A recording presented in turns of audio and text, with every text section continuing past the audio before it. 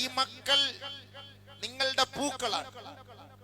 ഇന്നക അൻ തദഅ വറസതക ആലതൻ ഖൈറുൽ ലഹു അഗ്നിയ ഖൈറുൽ ലഹു മിൻ അൻ തദഅഹും ആലതൻ ഹത്താ യതകഫഫു الناس ഔ കമാ ഖാല അലൈഹി സ്വലാത്തു വതസ്ലീമാത്ത്.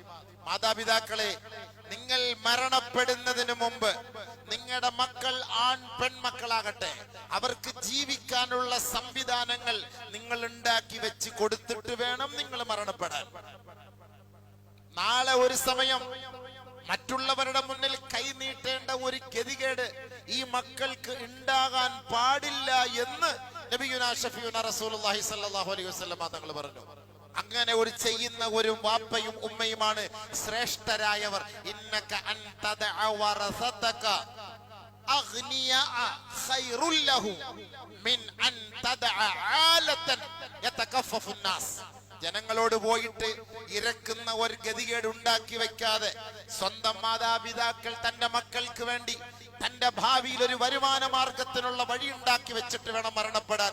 ഇല്ലെങ്കിൽ ഈ വാപ്പയ്ക്ക് വേണ്ടി മക്കൾ ഒരു ദുആ പോലും ചെയ്യൂല. അയാളെ ഞങ്ങളെ ഉണ്ടാക്കി വഴിയാതാരാക്കിയിട്ട് കൊണ്ട് പറയും. നിന്നിക്കും എത്രയോ പേരങ്ങനെ പറയുന്നുണ്ട്.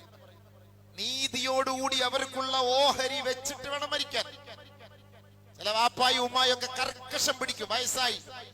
വയസ്സാം കാലത്ത് കർക്കശം പിടിക്കും. ഇല്ല, അവനൊന്നും കൊടുക്കില്ല. ഞാൻ മരിച്ചു കഴിഞ്ഞാൽ ആരോ എടുത്തോട്ടെ. അത് തെറ്റാണ് എന്റെ ഉപ്പ, അത് തെറ്റാണത്. ഞാൻ മരിച്ചു കഴിഞ്ഞാൽ ആരോ എടുക്കല്ല. നിങ്ങൾക്ക് സ്വസ്ഥമായിട്ട് മണക്കാട് പള്ളിയുടെ കവറി കിടക്കാൻ പറ്റൂല, സ്വസ്ഥമായിട്ട് കിടക്കാൻ പറ്റൂല. ഇവിടെ അടിയ മക്കള് വഴക്കുണ്ടായിക്കൊണ്ടിരിക്കുമ്പോ വാപ്പ സുഖിച്ചോടെ കവറി കിടക്കാന്നാണ് നിങ്ങളുടെ ധാരണ. അപ്പൊ ആഖിറത്തെ കുറിച്ച് നിങ്ങൾക്ക് വിശ്വാസം ഇല്ലെന്നല്ല എന്റെ അർത്ഥം. അതിനെന്ത് വേണം? വാപ്പ ഹയാത്തോടു കൂടി ഇരിക്കുമ്പോ, ഉമ്മ ഹയാത്തോടു കൂടി ഇരിക്കുമ്പോ എല്ലാവരെയും വിളിച്ചുകൂട്ടി സന്തോഷത്തോടുകൂടി അവർക്കുള്ള ഓരോരുത്തർക്കുള്ള ഓഹരി അവര് വീതം വെച്ച് കൊടുത്തിട്ട് അൽഹംദുലില്ലാഹ് സന്തോഷമായിട്ട് നിങ്ങൾ അല്ലാഹുവിന്റെ വീട്ടിലേക്ക് പോ. അതിലാണ് ബർക്കത്ത്. ഇല്ലെങ്കിൽ ഈ മക്കൾ കടന്ന് പിരാകും, ശപിക്കും. ഈ ശാപമാണ് അവിടെ നിങ്ങളുടെ ഖബറിലേക്ക് എത്തുക. ഒരിക്കലും റഹ്മത്തിന്റെ ദുആ നിങ്ങൾക്ക് കിട്ടുകയില്ല. അതുകൊണ്ട് നിങ്ങൾ എന്ത് ചെയ്യണം? മരിക്കുന്നതിന് മുമ്പ് എഴുതി വെക്ക്. ഇന്ന് നിയമങ്ങളുണ്ടല്ലോ, നിങ്ങളെ ആട്ടി ഓടിച്ച് ഇറക്കി വിട്ടാലും കോടതിയുമായി ബന്ധപ്പെട്ടാൽ തീർച്ചയായും നിങ്ങൾക്ക് അവിടെ അവകാശമുണ്ട് എന്ന് നമുക്ക് വരുത്തിയിട്ടുള്ള നിയമം വരെ ഇപ്പോഴുണ്ട്. പേടിക്കണ്ട. അതുകൊണ്ട് പേടിക്കേണ്ട ആവശ്യമൊന്നുമില്ല, ഒരിക്കലും പേടിക്കേണ്ട ആവശ്യമില്ല. നമ്മളെ എല്ലാം എഴുതി കൊടുത്താൽ നമ്മളെ അടിച്ച് പുറത്താക്കുമെന്ന് പേടിക്കേ വേണ്ട. നിയമങ്ങളുണ്ട്, തിരിച്ച് നമുക്ക് കിട്ടും. അതിനാണ് മരണശേഷം എന്നൊക്കെ എഴുതി വെക്കുന്നത്. എന്നാലും കുഴപ്പമില്ല, എഴുതി വെക്ക് സുഹൃത്തുക്കളെ. നമ്മളെപ്പോഴാ മരിച്ചു പോകുന്നറിയില്ല. തമ്മിൽ കിടന്ന് അടിയുണ്ടാകും. ചേട്ടന് കിട്ടൂല, അനിയന് കിട്ടൂല. അനിയനെ പിടിച്ചിറക്കിയിട്ട് ജ്യേഷ്ഠനെല്ലാം കൂടെ കരസ്ഥമാക്കി വെക്കും. എന്നിട്ട് എന്തെങ്കിലും ചെറിയ നക്കാപ്പിച്ച കൊടുത്തിട്ട് അവനെ അങ്ങ് ഒതുക്കും. ബാക്കിയുള്ള കയ്യൂക്കുകാരനെ കൊണ്ടുവന്നിട്ട് ഇവനെ അങ്ങ് ഒതുക്കും.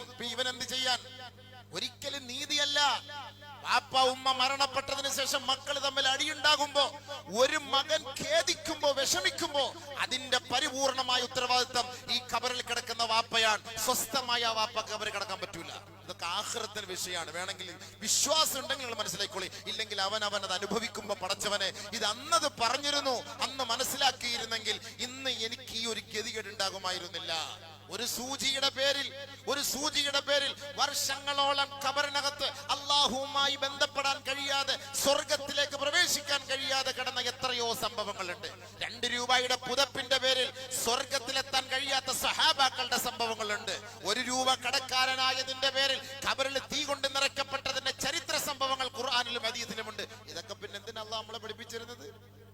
ഇതൊക്കെ എന്താണ് പഠിപ്പിച്ചത്? എന്നിട്ട് ഈ ലക്ഷക്കണക്കിന് കോടാനകോടിയുടെ സ്വത്തുക്കളൊക്കെ ഉണ്ടായിട്ട് എങ്ങനെങ്കിലുമൊക്കെ മക്കൾ അതെന്തോ ആക്കിക്കൊള്ളട്ടെ, നമുക്ക് തടി സലാമത്തായിട്ട് പോയി കിടക്കാമെന്ന് പറഞ്ഞാൽ എന്റെ പൊന്നു ആചാരെ സലാമത്തായിട്ട് കിടക്കാൻ പറ്റൂല. വല്ലാഹി കിടക്കാൻ പറ്റൂല. ഖബർ സ്വസ്ഥമായിട്ട് കിടക്കാൻ പറ്റൂല. ഇവിടുത്തേക്കാളും അദാബായിരിക്കും നിങ്ങൾക്ക് അവിടെ. ചിന്തിച്ചോളി. അതുകൊണ്ട് ആ മക്കൾക്കിടയിൽ നിങ്ങൾ നീതിയോടുകൂടി, നിനക്കിന്നി ഭക്ഷണം അവൻ തന്നാലും, നിന്നെ സംരക്ഷിച്ചാലും, നിന്നെ സംരക്ഷിച്ചില്ല എങ്കിലും, നിന്നെ തെറി വിളിക്കുന്നവനാണെങ്കിലും നിന്റെ മകനാണ്, നിന്റെ മകളാണ്. അവൻ തെറി വിളിക്കേണ്ടി വരുന്നത് നിന്റെ കയ്യിലിരിപ്പ് കൊണ്ടായിരിക്കാം, നിന്റെ സ്വഭാവ ദൂഷ്യങ്ങൾ ഉണ്ടായിരിക്കാം, നീ കൊടുക്കേണ്ടതുപോലുള്ള ശിക്ഷണ മുറകൾ കൊടുക്കാത്തത് കൊണ്ടായിരിക്കാം. അതുകൊണ്ട് ആ മക്കളെ മുഴുവനും വിളിച്ചിരുത്തി വേണ്ടതുപോലെ ഹക്കായിട്ട് അവർക്ക് കൊടുക്കുക. അൽഹംദുലില്ലാഹ്. എങ്കിൽ അവർ ദുആ ചെയ്യും, റബ്ബി റഹ്ംഹുമാ കമാ റബ്ബയാനി സഗീറ.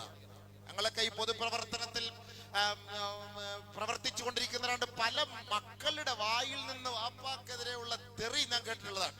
മരിച്ചുപോയ വാപ്പായെ വിളിക്കുന്നത്, സുഖമില്ലാതെ കിടക്കുന്ന വാപ്പായെ വിളിക്കുന്നത് എന്തുകൊണ്ട് സംഭവം?